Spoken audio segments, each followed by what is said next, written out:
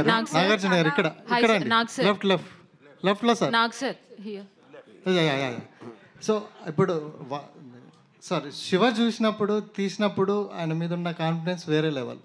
But ఇప్పుడు ఆయన మీద ఆ కాన్ఫిడెన్స్ ఉందా? ఆయనతో నెక్స్ట్ ఏమైనా చేసే ఛాన్స్ ఉందా? Absolutely same confidence. చేసేదా అన్ని వర్కౌట్ అవ్వాలి, చేస్తాం. ఆర్జీవి గారు కానీ దానికి సబ్సిక్వెంట్గా నేను నాగార్జునని మళ్ళీ అప్రోచ్ అయితే I approach only after I make a super hit outside. ఎందుకంటే నాగార్జునకి ఉండొచ్చు కానీ నాకు లేదు. I want to prove there. అది ఆర్జీవి గారు, యా, ఇందులో చిన్న క్యారెక్టర్ చనిపోయినట్టు శివాకి తెలుస్తుందా? ఇప్పుడు చూశారు కదండి సినిమా, ఏంటి కనిపించట్లేదు అంటాడు కదా. మమ్మల్ని కన్ఫ్యూజ్ చేస్తున్నారు. సినిమాలో ఆ సీన్ లేదు. అచ్చా అట్లానా? అంటే కానీ కాదు, అది ఎప్పుడు తెలుస్తుంది అంటే లాస్ట్లో, అంటే అక్కడి నుంచే కదా రీడ్ అవుతుంది మొత్తం క్లైమాక్స్కి. అది ఆఫ్టర్ నాగార్జున రఘువరన్ని చంపేశాక అమలా నాగార్జున ఇంటికి వస్తారు. ఇంటికి వచ్చినప్పుడు అక్కడ చెప్తారు చిన్న చచ్చిపోయాడని. ఆ సీన్ చూపించి మీకు బోర్ కొట్టకూడదని తీసాం. అదే రాంగ్ నెంబర్ కూడా అందుకే తీసేసారా? బాగుంది song, wrong number. Yeah, somewhere we felt it's and even ఆ రోజు కూడా Nagarjuna, even then I never felt any relevance for that. ఏంటో ఆ టైం లేదో okay, but we wanted to make speed it up. అది మీరు మీ చాలా ఇంటర్వ్యూస్ చూశాను about Vijayawada politics and your fascination towards martial arts. మీ పాత ఫొటోస్ చూశాను. ఇవి చూసిన తర్వాత శివ చూస్తుంటే హీరో గారు చేసిన ఫైట్స్ ఇవన్నీ మీరే చేయించినట్టు అనిపిస్తుంది. It looks like you directed the fight sequences in the film. That is true, because నాకున్న మిడి నాలెడ్జ్లో నాకు ఉట్టి స్టమక్ పంచ్, జా హిట్ రెండు తెలుసు. మొత్తం సినిమాలు అయ్యి ఉంటాయి రెండు. అవును సార్, అందరూ కొత్త వాళ్ళతో చేశారు. అప్పుడు జగన్ కానీ చిన్న కానీ వీళ్ళందరూ కూడా అప్కమింగ్ యంగ్ ఆర్టిస్టులు. సో వీళ్ళ పెర్ఫార్మెన్స్ చూసినాక మీకు స్టాండౌట్గా అమల గారు కనిపించారేమో అని అనిపిస్తుంది. ఎందుకంటే అమల గారు ప్రతి సీన్లోనూ చాలా చలాకీగా, చాలా క్యారెక్టర్లోనే ఉన్నారు పూర్తిగా. అందరూ న్యాచురల్గా చేసిన అమల గారు పర్టికులర్లీ స్టాండౌట్గా కనిపించారేమో. కొన్నిసార్లు నాగార్జున గారు కూడా డామినేట్ చేశారేమో అనిపిస్తుంది. రేపు నీతో పని ఉంది సార్. ఇంకా నా వల్ల కాదు సార్, నేను ఆపుకోలేను సార్. చెప్పండి వరం గారు. And you see, obviously Amla's character is the only thing in the film which is little away from all of them are rowdies, gundas, and they might be standing for good or bad. She is the only person who's normal, and I wanted that classy look and the sophistication which is naturally in Amla as a juxtaposition to the rest of the ruggedness. Yeah.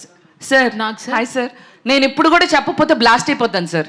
లోపల Ajay sir ఎంత energy వచ్చిందంటే ఇక్కడ sir ఎంత energy ఉందంటే నేను ఈ విషయం చెప్పకపోతే నేను పేలిపోతాను సార్. నిజంగా చెప్తున్నాను. Guys make some noise. What a nostalgic moment. And 36 years back మీరు ఎంత ఇంపాక్ట్ చేశారో నాకు అంత గుర్తుండకపోవచ్చు, కానీ ఇప్పుడు మాత్రం గూస్ బంప్స్ ఎవ్రీ సీన్. నేను చెప్పా చిన్నా గారు చనిపోయిన సీన్ కూడా లేదు, ఈ పాట మిస్ అయింది.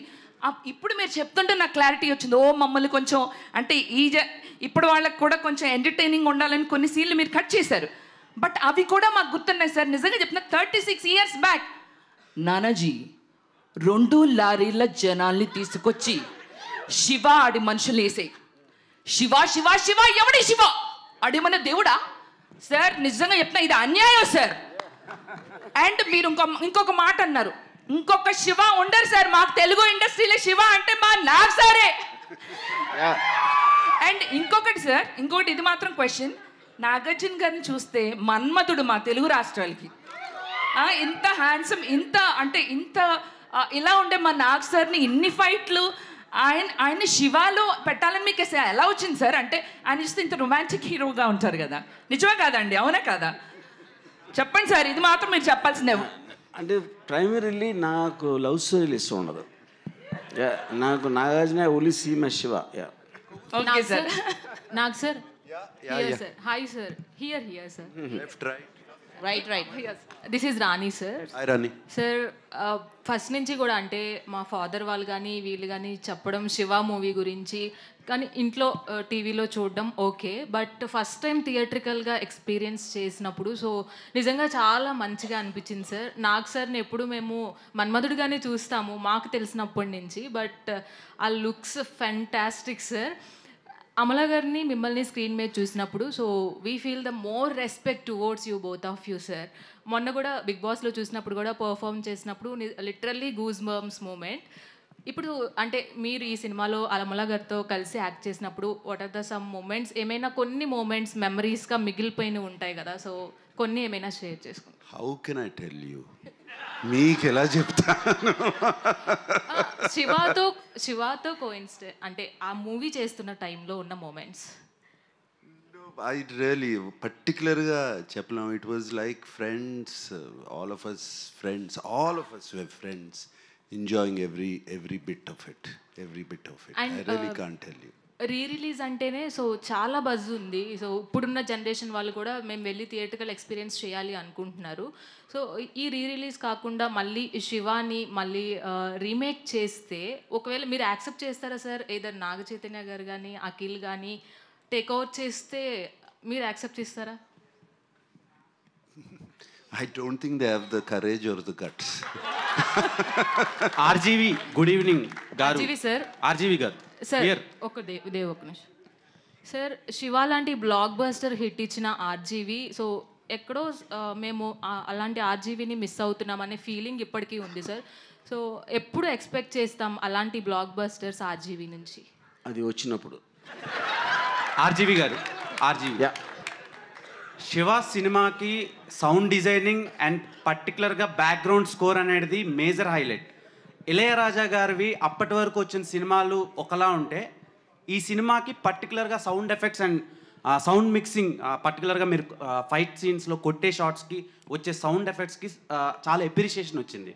మీరు ఇళయరాజా గారు పక్క నుండి సినిమా మొత్తం చేయించుకున్నారా లేదంటే యాజ్ యూజువల్గా? ఒక టూ థింగ్స్ అండి. ఇళయరాజా గారికి అలా మ్యూజిక్ చేయాలి నేను చెప్పలేదు. They're completely his credit, absolutely. But what happened is because నేను ఆయనకి సౌండ్ ఎఫెక్ట్స్ వేసి చూపించాను కాబట్టి the first thing he told me when he came out, చాలా తక్కువ మ్యూజిక్ చేద్దాం.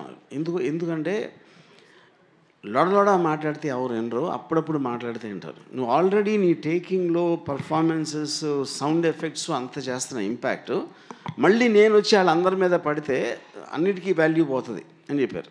So my only credit I will take about the background score is that I happened to show him with the sound effects, which was the first time ever. Okay. And ఇప్పుడు 2 songs తీసేసి play చేశారు ఈ cinema 4Kలో. అవి తీసేయడానికి reason ఇందాలు చెప్పారు కదా, కానీ ఆ సాంగ్స్ కొంతమంది ఫ్యాన్స్ ఉన్నారు. సో దాని గురించి ఏమన్నా అంటే ఇప్పుడు అందరినీ సాటిస్ఫై చేయడం ఇంపాసిబుల్ కదండి. ఓకే అది అండ్ మీరు దేవుడిని జస్ట్ ఫెల్ట్ అంటే ఇప్పుడు సాంగ్స్ మెమరీలో ఉండటానికి ఇప్పుడు ఇన్ని సినిమాలు చూసి ఈ టైంలో ఆ టేకింగ్ స్టైల్ కానీ ఆ కొరియోగ్రఫీ అండ్ సిచ్యువేషన్లో రావడం అండ్ ఎస్పెషలీ సౌండ్తో ఎంత ఎన్హాన్స్ అయ్యాక స్లో డౌన్ చేస్తాయని నాకు ఇద్దరికి అనిపించింది. రీజన్ అప్పుడు actually to answer also Ramu, they was one of the only formulas we followed. సినిమాలో 5 పాటలన్నా మినిమం ఉండాలి అని అప్పుడు చాలా ఒక ఐఎస్ఐ మార్క్ లాగా ఉండేది. And kiss me wrong number అనేది కూడా we didn't want to do shoot, but అది ఒక స్ట్రాంగ్ బిలీఫ్ ఇన్ పీపుల్ అందుకుని ఉన్నాయి. అండ్ సో దట్స్ వై ఇప్పుడు మాకు ఛాన్స్ దొరికింది, తీసాము. And but the songs are attached after the end of the film. Who are fans of the song can watch. Okay.